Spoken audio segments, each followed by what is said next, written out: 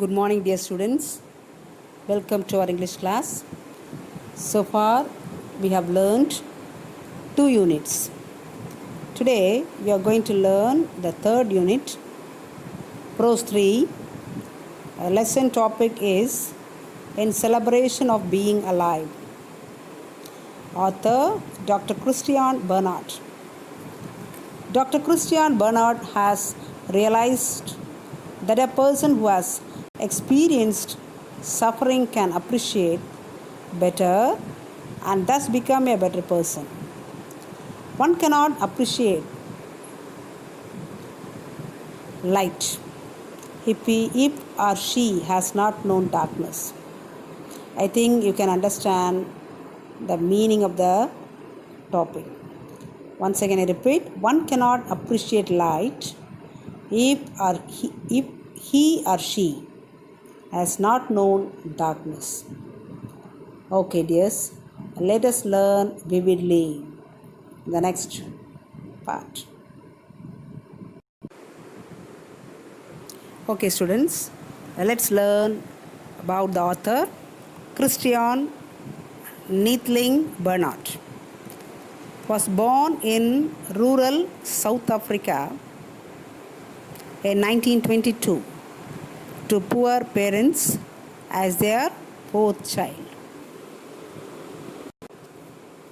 He evinced great interest in his academics and was determined to pursue medicine after the loss of his brother to a cardiac ailment. He evinced means a quality of feeling great interest in his academics and was determined to pursue medicine because after the loss of his brother to a cardiac ailment, that means heart disease, he won many scholarships and pursued his higher studies specializing in cardiac surgery. As a cardiac surgeon, Barnard focused on congenital and complicated cardiac conditions for which there was no cure at that time. After experimenting with heart transplantation on animals, he performed the world's first human-to-human heart transplant in the year 1967. He gained worldwide recognition and went on to develop many surgery techniques which are being adopted till date. Barnard has penned 14 books and 235 scientific articles that have been published in reputed journals. Some of his books are One Life, 50 Ways to Healthy Heart, The Best Medicine, and The Faith. He obtained a doctorate in medicine from the University of Cape Town. This was followed by 11 honorary doctorates bestowed upon him by universities all over the world. He has also received 36 international awards. In his late years, he established the Christiaan Barnard Foundation to serve and promote the cause of underprivileged children throughout the world, and died at the age of 78 in the year 2001. That's all about the author. Students, before we start the lesson, some motivational questions are there and you are going to give the answers for the questions. Listen carefully.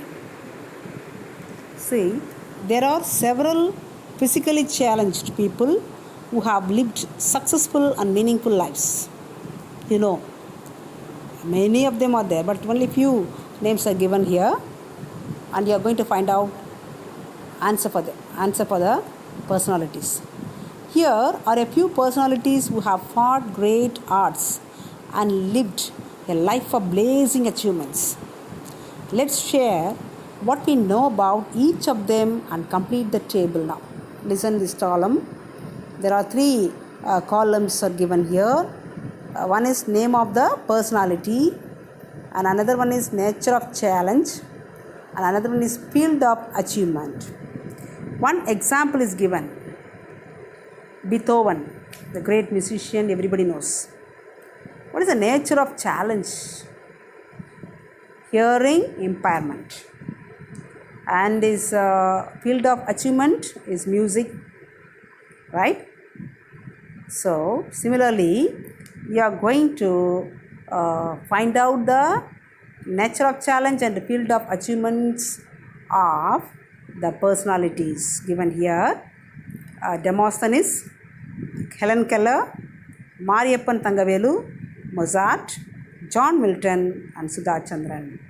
So find out these personalities, nature of challenge and field of achievements, and write and make a column like this and write the correct answer, find out the answer, write in a notebook neatly and send it to me. Send it to your teachers, English teachers also.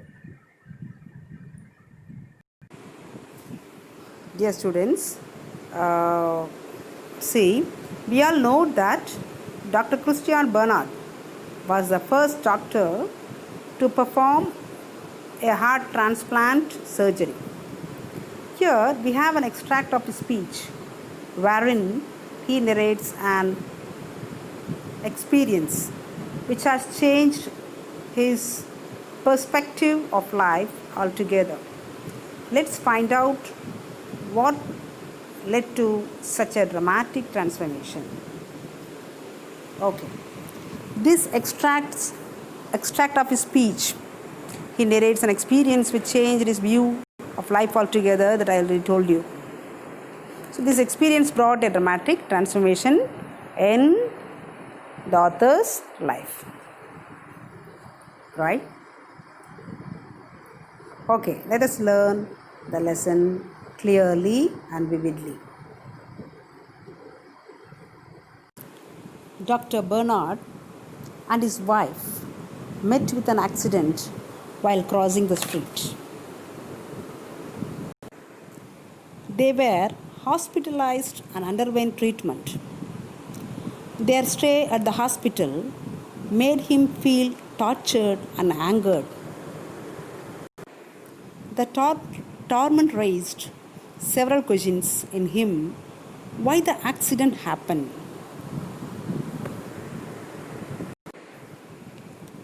Being a doctor, he had patience and operate on them, and his wife, being a young mother, had a baby who needed her care.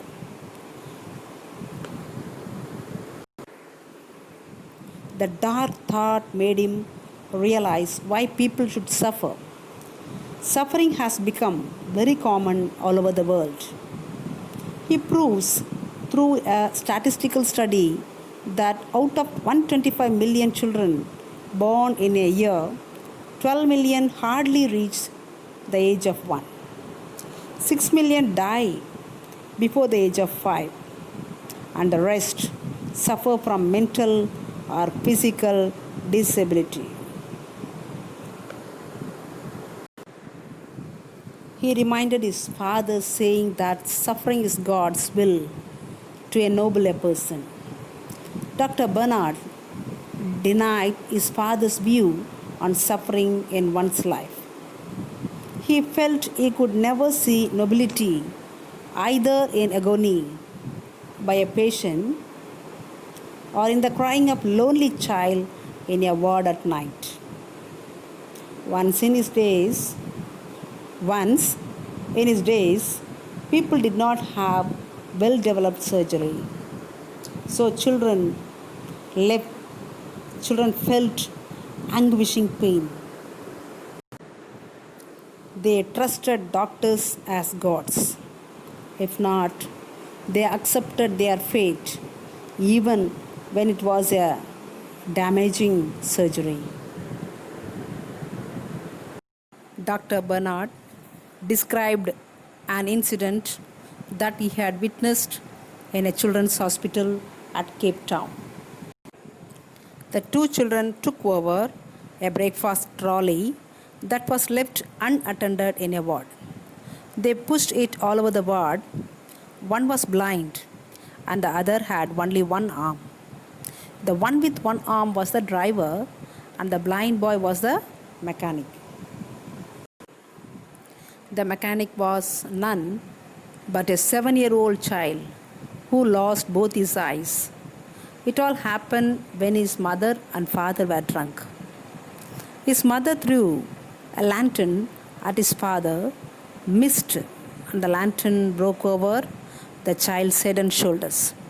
The boy suffered severe burns.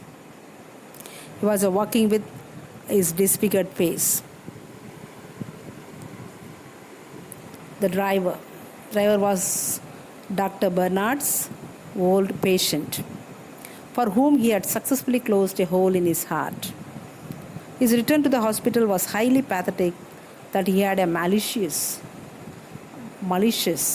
tumor of the bone. His shoulder and arm were cut off a few days before the race. Finally, Dr. Barnard learnt a deep fact on the business of living from the life of those two boys. He felt life doesn't remain only in suffering, but also in finding real happiness with what is left with us. One cannot become a better person by brooding over his suffering. One becomes a better person after experiencing suffering. Just as we cannot appreciate light without knowing darkness. At the beginning I said, I cannot appreciate warmth without experiencing cold. We cannot enjoy real happiness unless we have experienced suffering.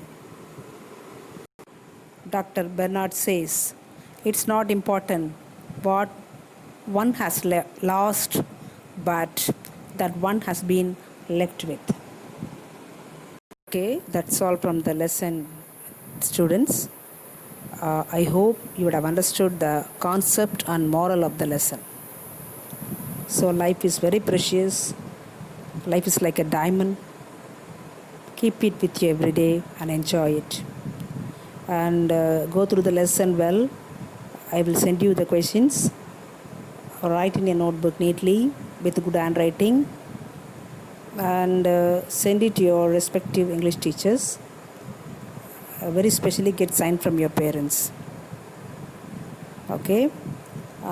Then the rest vocabulary and the exercise I will teach you in the next class.